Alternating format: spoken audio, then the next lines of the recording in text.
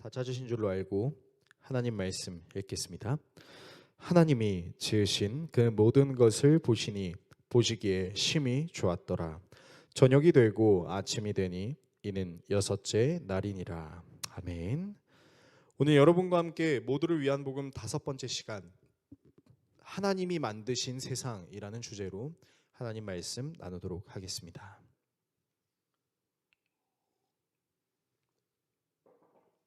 지난주 여러분과 모두를 위한 복음 4주차, 하나님이 사람을 만드신 이유라는 주제로 하나님의 말씀을 나눴습니다. 잠시 지난주 내용을 좀 돌아보자면, 하나님의 형상으로 지음받았다라는 문장의 의미는 하나님의 성품이 인간에게 공유되었다는 것, 3위 하나님의 사랑의 관계가 인간에게도 역시 적용이 되었다는 것, 그래서 인간 역시 관계를 맺으며 세상을 살아가야 한다는 것, 하나님의 주권은 폭력적인 억압이 아니라 사랑인 것처럼 하나님은 인간이 세상에 존재하는 모든 것을 사랑으로 다스리기를 원하신다는 것, 그 내용을 우리가 다뤘었고요. 결국 하나님이 인간을 창조하신 이유는 인간에게 사랑을 베푸시기 위함이었다라는 것을 알 수 있었습니다. 오늘은 여러분과 하나님이 인간에게 다스리라고 명령하신 세상에 대해서 묵상하는 시간을 가지려고 해요. 오늘 본문 그리고 창세기 1장의 전반적인 내용을 살펴보면 다음과 같이 요약할 수 있을 것입니다. 하나님은 이 세상을 말씀으로 창조하셨다는 것, 하나님은 이 세상을 보시면서 매우 기뻐하셨다는 것, 그래서 이 세상에 있는 모든 만물들은 하나님의 사랑의 통치하심으로 번영하였다라는 것입니다. 이 세 가지 요약된 문장 안에는 하나님께서 이 세상을 창조하신 것이 우리에게 희망이라는 사실을 담고 있습니다. 분명 우리는 계속해서 교리의 내용들을 살펴보면서 하나님은 선하신 분이시다라는 명제를 묵상하고 있기 때문에 선하신 하나님께서 우리에게 희망이 되실 수 있는 것처럼 선하신 하나님께서 만드신 세상 역시 우리에게 희망이 될 수 있다는 사실을 알아야 하는 것이죠. 따라서 오늘은 하나님이 만드신 세상 안에 담겨진 그 의미들을 살펴보는 시간을 가지려고 합니다. 본문을 통해 다음의 내용을 살펴보려고 하는데요. 먼저 세상의 목적과 의미에 대해 살펴보겠습니다. 그리고 세상을 향한 하나님의 감탄에 대해 살펴보겠습니다. 마지막으로 세상을 창조한 말씀에 대해 살펴보겠습니다. 세상의 목적과 의미, 세상을 향한 하나님의 감탄, 세상을 창조한 말씀, 이 세 가지 내용을 함께 묵상하고 기도하는 시간을 갖겠습니다. 첫 번째, 세상의 목적과 의미입니다. 성경은 하나님이 모든 세상을 만드셨다라고 기록하고 있죠. 하지만 무신론자들은 이 세상이 우연히 생겼다라고 말하기도 하고요. 어떤 과학자들은 커다란 두 행성이 충돌한 이후에 생긴 그 파편으로 이 세상이 생겼다라고 말하기도 합니다. 또 어떤 다른 이신론자들은 그들이 믿고 있는 신이 이 세상을 창조했다라고 이야기하기도 하죠. 무신론자의 주장이나 과학자의 주장처럼 이 세상이 우연히 생겼다라는 이론, 아니면 어쩌다가 갑자기 생겨버렸다라는 그 이론이 우리에게 희망이 될 수 있을까요? 개인적으로는 이런 이론들이 결코 인간들에게 희망이 될 수 없다라고 생각하는데요. 그 이유에 대해 말씀드리도록 하겠습니다. 세상이 우연히 생겼거나 알 수 없는 이유로 생겼다라고 주장하는 사람들은 세상 안에서 발생하는 현상들이나 상황, 환경에 대해서도 구체적으로 설명할 수 없는 경우에 봉착할 때가 다소 많이 있습니다. 이런 사람들의 경우 세상에서 일어나는 현상에 대한 인과관계나 정의, 법칙을 설명하는 것을 힘들어하는 것을 넘어서 꼭 그렇게 해석할 필요가 있어? 라는 필요성을 제기하기도 하죠. 그리고 이런 현상들은 우리로 하여금 어떤 사물의 존재나 의미의 목적을 정립할 수 없게 만들어버리기도 합니다. 한 가지 예시를 들어서 좀 설명을 해드리고 싶은데요. 어떤 사람이 무거운 짐을 두 손으로 들고 가면서 그것을 제대로 들기 위해서 이렇게 팔꿈치를 벌리고 있었습니다. 그런데 팔꿈치를 벌리고 가다가 그만 옆에 지나가는 사람을 팔꿈치로 툭 하고 쳐버린 것이죠. 물론 고의로 친 것은 아니었습니다. 그래서 이 팔꿈치를 들고 있었던 사람이 그 피해자에게 죄송합니다 라고 이야기를 했고, 피해자는 알겠습니다, 좀 조심 좀 하죠 라고 얘기하면서 뭐 마음속으로 뭐 별 재수없는 하루가 다 있네 라고 생각을 했을 것입니다. 반대로 어떤 사람이 팔꿈치로 상대방의 뭉친 어깨나 등 근육을 풀어주고 있다고 가정해 보겠습니다. 그리고 이 행위는 상대방의 육체에 쌓인 피로를 풀어주는 일종의 치료의 행위가 됩니다. 그리고 팔꿈치로 상대방을 누르고 있는 사람도, 팔꿈치에 눌리고 있는 사람도 모두 행복함을 느낄 수 있죠. 팔꿈치로 상대방을 누르는 사람은 자신의 팔꿈치가 다른 사람의 피로를 풀어줄 수 있다라고 생각할 수 있고, 팔꿈치로 눌림을 당하고 있는 사람은 시원한 마사지를 받고 있다라고 생각할 수 있기 때문이죠. 이렇듯 똑같은 팔꿈치, 그리고 똑같이 사람을 치는 이 행위 안에는요, 목적과 의미가 있는 것과 없는 것은 굉장히 큰 차이점을 느낄 수 있는 것이죠. 목적이 없이 그냥 툭 치고 지나간 팔꿈치는 누군가에게 있어 재수없는 하루네 라고 생각할 수 있는 아무런 의미 없는 하루, 아무런 의미 없는 상황이었다면, 이 팔꿈치로 상대방의 피로를 풀어주는 마사지라는 행위를 하는 사람은, 행위를 한 사람도 그 행위를 받는 사람도 모두 기쁜 목적과 의미를 가지고 있을 수 있는 것처럼 말이죠. 이 세상이 우연히 생겼다라고 생각한다면 이 세상에 존재하는 모든 만물, 그리고 일어나는 그 모든 현상 안에는 목적과 의미가 없을 수밖에 없습니다. 그냥 재수가 있거나 재수가 없거나 둘 중에 하나로 나눌 수 있겠죠. 하지만 이 세상이 선하신 하나님께서 모든 만물을 지으셨고 다스리신다라는 의미가 우리에게 있다면, 모든 것에는 하나님께서, 선하신 하나님께서 부여하신 선하신 목적과 의미가 있을 수 있는 것이죠. 그리고 그 목적과 의미는 우리로 하여금 내가 이 세상을 살아가야만 하는 확실한 이유, 동기부여가 될 수 있다라는 것이죠. 따라서 선하신 하나님께서 이 세상을 창조하셨다고 믿는 것, 선하신 하나님이 이 세상을 다스리고 계신다는 것을 믿는 것은 단순히 연약한 인간이 그냥 자기가 모든 걸 할 수 없으니까 신을 의지하는 것이지 라는 수준에 불과한 것이 아니라 매우 긍정적이면서도 훌륭한 목적과 의미가 있을 수 있다는 것을 우리는 알 수 있게 되는 것이죠.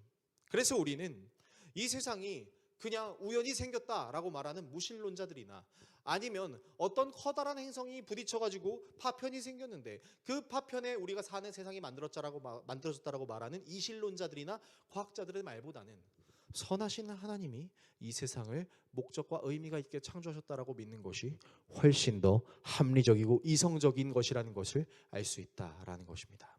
두 번째, 세상을 향한 감탄입니다. 하나님께서는 6일 동안 세상을 창조하시면서 그 하루하루마다 지으신 것들을 보시면서 너무 좋다라고 말씀하셨습니다. 보시기에 좋다라고 말씀하셨다라는 것은 그 원어의 의미상 매우 기뻐하셨다라는 의미를 담고 있는 것이죠. 오늘 우리가 같이 읽은 본문에서도 하나님이 지으신 모든 것을 보시고 심히 기뻐하셨다라고 이야기하고 있는 것처럼 말이죠. 그렇다면 하나님께서 세상을 지으시고 보시기에 좋았다라고 말씀하시는 이것이 왜 우리에게 희망이 될 수 있을까요? 그냥 하나님이 좋은 건데 그거 그냥 하나님이 좋은 거지 우리에게 좋은 걸까요? 라고 생각할 수도 있지 않겠습니까? 왜 하나님이 좋다라고 감탄하신 그것이 우리에게 희망이 될 수 있을까요? 사실 이 내용은 첫 번째 대지와 결이 매우 비슷합니다. 하나님께서 만드신 세상의 목적과 의미가 없으면 아무것도 아닌 것이 될 수 있는 것처럼, 세상을 만드신 하나님이 선하시지 않고 악한 하나님이라면 이 세상은 결코 우리에게 희망이 될 수 없기 때문이죠. 역시 한 가지 예를 들어서 설명해 드리도록 하겠습니다. 자, 이거를 제가 칼이라고 좀 가정을 해보도록 하겠습니다. 자, 이 칼을요, 건달이나 깡패가 들고 있으면 사람에게 상해를 입히거나 심지어는 그 사람을 죽일 수 있는 흉기가 될 수 있습니다. 그러나 이 칼이 의사에게 달려 있다면 이 칼은 죽어가는 사람의 질병을 고쳐줄 수 있는 구원의 도구가 될 수 있습니다. 똑같은 칼이라 하더라도 악한 사람에게 들려 있으면 절대 좋은 것이 될 수 없지만 선한 사람에게 들려 있다면 그 칼은 매우 좋은 것이 될 수 있는 것이죠. 제가 칼을 예로 들긴 했지만 돈도 역시 마찬가지 아니겠습니까? 선한 사람들에게 많은 돈이 있다면 그 돈은 선한 데 사용이 될 것이고, 악한 사람들에게 많은 돈이 있다면 그 돈은 악한 데 사용이 될 수 있겠죠. 즉 세상이 선하신 하나님의 의에 창조되었고 하나님께서 그것을 보시며 매우 기뻐하셨다라는 것은요, 이 세상이 매우 선한 모양으로 창조되었고 선한 모양으로 쓰여질 수 있다라는 것을 의미하는 것이죠. 그리고 매우 선한 모양으로 쓰여질 수 있다라는 것은 첫 번째 대지와 그 결이 같아서 그 존재의 목적과 의미를 제대로 성취하는 것이 될 수 있다라고도 해석할 수 있습니다. 지난번 설교 때도 여러분들께 예시로 말씀드렸던 건데요. 다시 한번 좀 말씀을 드리자면, 저는 항상 설교를 할 때마다 이 태블릿이라는 것을 들고 설교를 하고 있습니다. 이 태블릿에는 여러분께 설교하기 위해 준비한 저의 원고가 담겨져 있고요. 또 설교를 준비할 때 필요한 여러 주석들, 그리고 성경이 들어 있습니다. 그래서 저는 이 태블릿을 통해서 마땅히 목회자로서 제가 해야 할 설교 사역을 열심히 잘 해낼 수 있습니다. 그리고 이 태블릿을 가지고 저는 개인적인 여가 시간을 갖기도 합니다. 너튜브를 보기도 하거나 재밌는 드라마나 영화를 보기도 하죠. 또 이 태블릿을 통해서 저의 하루 일과를 정리하거나 저의 목회 스케줄 같은 것들을 정리하기도 합니다. 저는 이 태블릿의 사용법이 제가 가지고 있는 태블릿을 가장 잘 활용하는 방법이자 가장 저를 즐겁게 만들어줄 수 있는 도구로도 사용합니다. 그래서 저는 이 태블릿의 존재의 목적과 의미를 아주 그 용도에 맞게 성취하고 있다라고 말씀드릴 수 있을 것 같아요. 그런데요, 제가 만약에 이 태블릿을 가져다가 설교를 하는 것이 아니고 너튜브를 보는 것이 아니고 공부를 하는 것이 아니라 못을 박는 데 사용한다고 한번 여러분 가정해 보겠습니다. 그리고 제가 이 태블릿을 가지고 못을 박고 있는 것을 우리 교회 성도들이 보고 있다고 한번 가정해 볼게요. 그러면 우리 교회 성도들이 목사님 정말 망치질을 잘하시네요 라고 저를 칭찬할까요? 그렇게 하지 않을 겁니다. 오히려 눈이 크게 떠져서 목사님 지금 도대체 뭐 하시는 거예요? 목사님 그 태블릿 그렇게 쓰실 거면 그냥 저 주세요. 그렇게 말씀하시지 않겠습니까?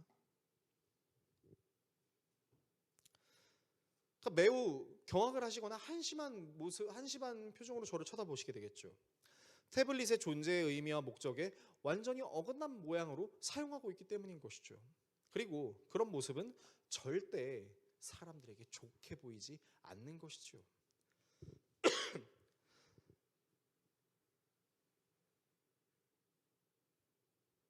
그렇기 때문에 이 태블릿을 용도에 맞게 사용한다라는 것은 존재의 의미와 목적을 성취하는 것일 뿐만 아니라 이 태블릿을 가지고 제가 즐거움, 행복함, 합리적인 만족감을 누릴 수 있는 것이라고도 이야기할 수 있을 것입니다. 그러니까 하나님께서 세상을 만드시고 감탄하신 이유는 그 세상이 하나님이 계획하신 거에 알맞게 쓰일 준비가 되어 있었기 때문에, 또 그 세상의 존재의 의미와 목적이 이루어졌기 때문이라고 말할 수 있는 것이죠. 하지만 저의 이런 설교를 듣고 계신 어떤 분들께서는 저에게 이렇게 질문하실 수도 있을 것입니다.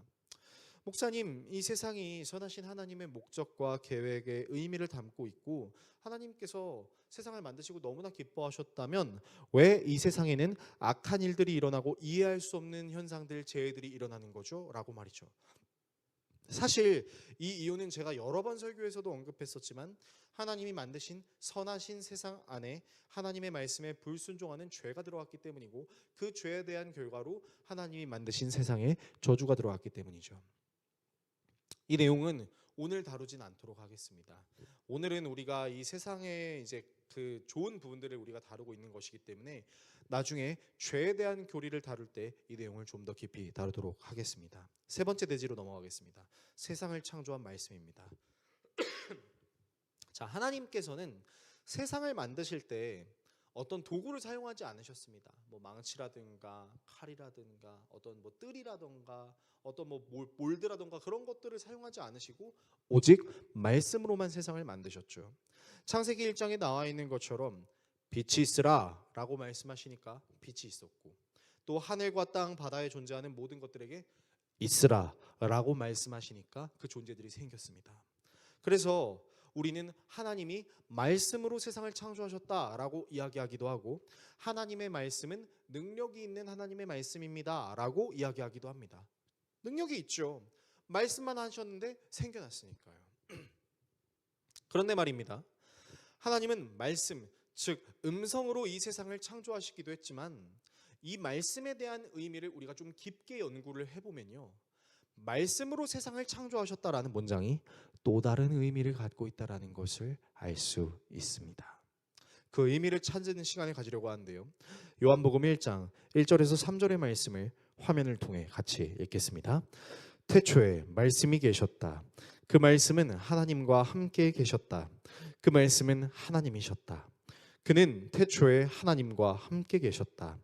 모든 것이 그로 말미암아 창조되었으니 그가 없이 창조된 것은 하나도 없다. 자, 여러분 말씀을 보시면 구약 성경 창세기에서는 성부 하나님께서 자신의 음성으로 모든 만물을 창조하셨다라고 말하고 있는데요, 신약 성경 요한복음에는요, 성부 하나님이 말씀과 함께 계셨다라고 이야기합니다. 자, 그런데 그 말씀도 하나님이래요.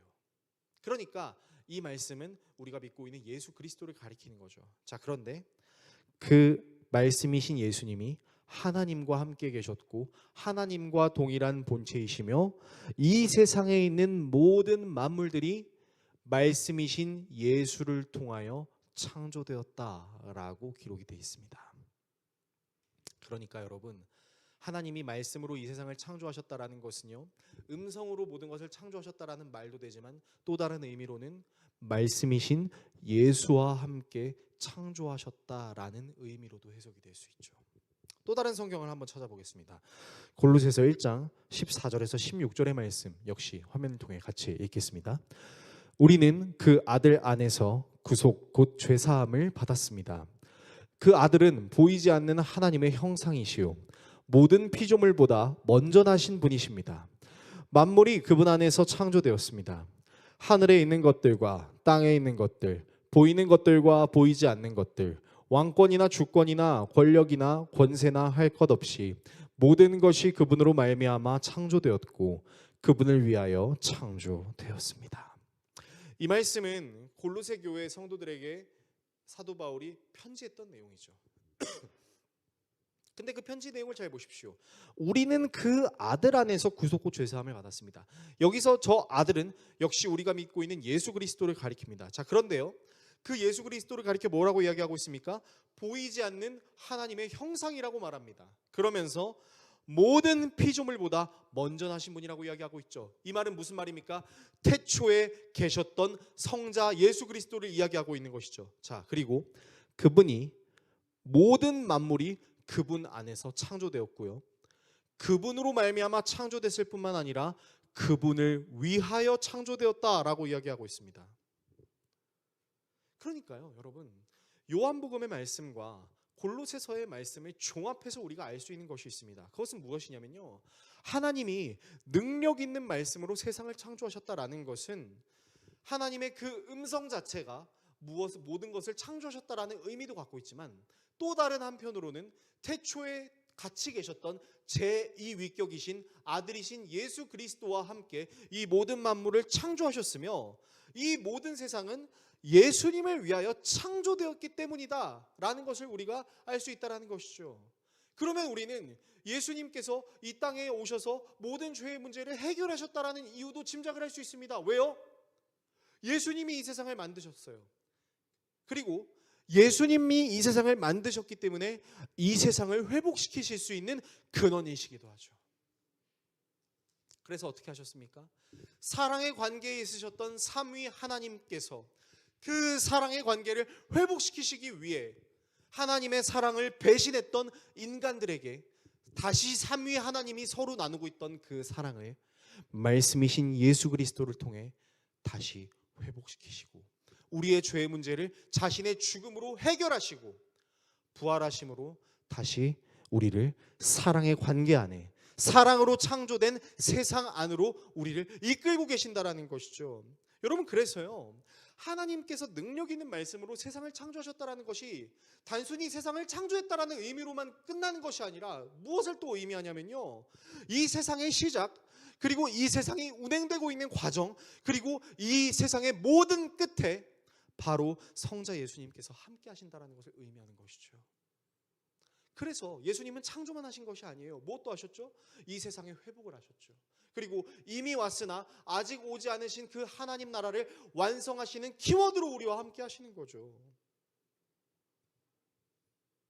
그래서 능력 있는 말씀으로 이 세상이 창조되었다라는 것은 다른 말로는 능력 있는 예수 그리스도로 인하여 하나님과의 관계가 끊어진 우리가 다시 회복되었다. 그리고 하나님께서 원래 창조하셨던 아름다운 세상의 모습을 우리를 통하여 이끌어내시려고 하는 하나님의 계획, 하나님의 의도를 알 수 있는 거죠. 여러분, 이게 어떻게 능력 있는 말씀이 아니라고 이야기할 수 있겠습니까? 그리고 그 하나님이신 예수님은 일평생을 우리와 함께 하신다라고 했죠. 창세전부터 계셨던 그 예수님이 자신의 인간으로서의 사역을 감당하셨을 때도, 그리고 저 하늘로 승천하신 이후에도 우리와 늘 함께 하시는 하나님이라고 하셨죠. 그래서 하나님께서는 예수님을 또 다른 이름으로 이렇게 말씀하셨습니다. 바로 임마누엘이라고요. 하나님이 우리와 영원히 함께 하신다라는 말씀으로 말이죠. 따라서 하나님께서 세상을 말씀으로 창조하셨다는 것은요, 우리에게는 엄청난 희망이 될 수 있는 것이죠. 모든 것을 음성으로 창조하신 그 전능하심도 굉장히 놀라운데, 그 창조의 과정 속에서 말씀이신 예수님이 하나님의 말씀에 순종하지 못하는 인간을 위해 은혜로 계획되신 존재라는, 죄인인 우리에게 희망이 되실 수 있는 존재라는 사실은 우리로 하여금 능력 있는 말씀으로 하나님이 세상을 창조하셨다는 게 우리에게 희망이 될 수 있다는 것을 의미하는 것입니다. 설교를 정리하겠습니다.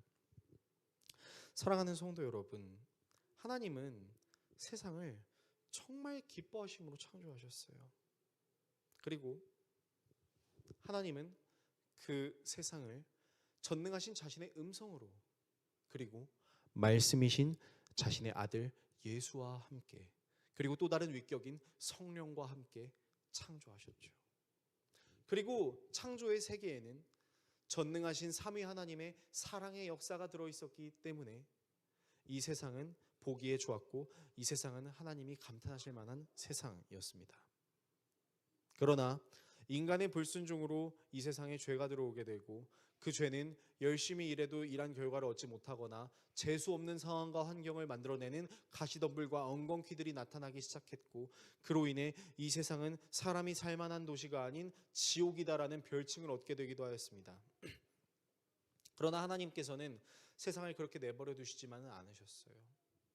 사랑이신 예수 그리스도를 통하여 이 세상을 다시 회복시키실 계획을 갖고 계셨고, 하나님께서 처음 세상을 만드셨을 때 모든 인간들에게 생육하고 번성하여 온 땅을 다스리라고 말씀하셨던 것처럼 예수 그리스도를 믿음을 통해 이 땅에 다시 하나님의 나라가 우리를 통하여 도래되기를 원하셨습니다. 그러므로 하나님이 만드신 세상은 우리에게 희망이 되고, 희망이 되었으며 희망이 될 수 있고 유일한 희망입니다. 그리고 이 희망은 오직 예수 그리스도를 통해 우리에게 다가올 수 있게 됩니다. 그러므로 사랑하는 여러분, 말씀이신 예수 그리스도를 통하여 하나님이 이 세상을 만드신 목적과 의미를 찾아가십시오. 말씀이신 예수 그리스도를 통하여 하나님이 이 세상을 만드시고 감탄하셨던 것을 우리에게도 적용하여 우리도 이 세상을 지옥이라고 말하는 것이 아니라 이 세상은 천국이라고 감히 말할 수 있는 우리가 될 수 있었으면 좋겠습니다. 그리고 말씀이신 예수께서 우리를 회복시키셔서 이 세상을 하나님의 나라로 완성하려고 계신다는 사실을 기억하심으로 오늘도 여러분을 말씀으로 회복시키시는 그 예수 그리스도의 인도하심, 이끌리심에 여러분들의 삶을 맡기십시오. 그렇게 될 때 우리는 이 세상이 저주, 지옥과도 같은 세상이 아닌 하나님이 만드신 세상이라는 것을 가슴 깊이 일평생 깨닫고 누리게 될 수 있을 것입니다. 이 사실을 기억하시는 저와 여러분 모두가 될 수 있기를 예수 그리스도의 이름으로 축원합니다. 기도하겠습니다.